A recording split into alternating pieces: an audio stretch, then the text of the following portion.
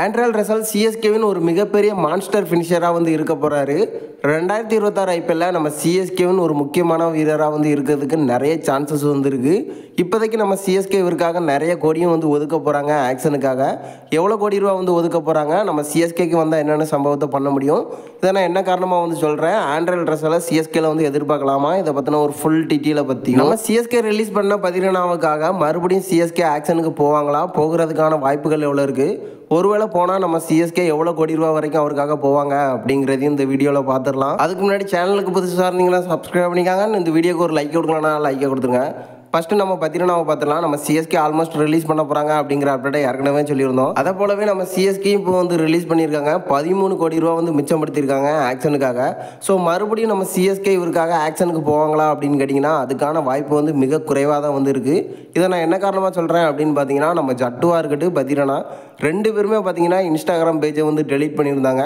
ஜட்டுவை பொறுத்த வரைக்கும் ஆர்ஆர் போயிட்டார். பட் பத்திரனாவை பொறுத்த வரைக்கும் சிஎஸ்கே மறுபடியும் அவரை வந்து ரீட்டைன் பண்ணுற பிளான் இருந்துச்சு அப்படின்னா, அதாவது ஆக்ஷனுக்கு போகிற பிளான் இருந்துச்சு அப்படின்னா நம்ம பத்திரனா கிட்ட ஆல்ரெடி வந்து சொல்லியிருப்பாங்க.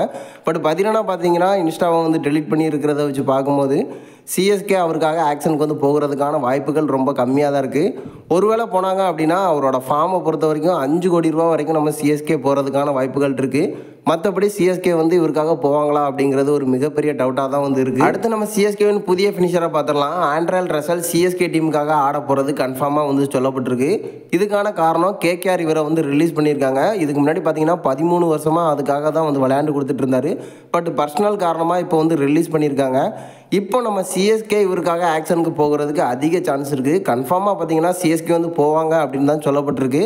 இதுக்கான காரணம் ஆல்ரெடி நம்ம கேகேஆரில் இருந்து சிஎஸ்கேக்கு வந்த ஸ்ரீகாந்த் தான் காரணம். நம்ம ரசலாக இருக்கட்டும் ஸ்ரீகாந்தாக இருக்கட்டும் இவங்களுக்குள்ள நல்ல நட்பு வந்து இருந்திருக்கு. ஸோ சிஎஸ்கே இதன் காரணமாக தான் சில முக்கியமான வீரர்களை வந்து ரிலீஸ் பண்ணியிருக்கிறதாகவும் வந்து சொல்லப்பட்டிருக்கு. ஸோ இப்போதைக்கு பார்த்தீங்கன்னா இவருக்காக 12 கோடி ரூபா வரைக்கும் நம்ம சிஎஸ்கே போகிறதுக்கான அதிக வாய்ப்புகள் இருக்குது. ஏன்னா சிஎஸ்கே பொறுத்த வரைக்கும் இப்போதைக்கு ஒரு அதிரடியான ஃபினிஷர் வந்து தேவைப்படுதாரு. அந்த ரோலை பொறுத்த வரைக்கும் நம்ம ரஷல் கரெக்டாக வந்து இருப்பார். ஸோ இப்போதைக்கு சிஎஸ்கேன்னு ஒரு மிகப்பெரிய மான்ஸ்டராக வந்து இருப்பார். ஏன்னா பேட்டிங் அது மட்டும் பவுலிங் அப்படின்னு மாஸ்க் காட்டுவார். ஸோ இந்த வாய்ப்பை நம்ம சிஎஸ்கே மிஸ் பண்ணிட்டாங்க அப்படின்னா ஒரு மிகப்பெரிய பிரச்சனையை வந்து சந்திப்பாங்க.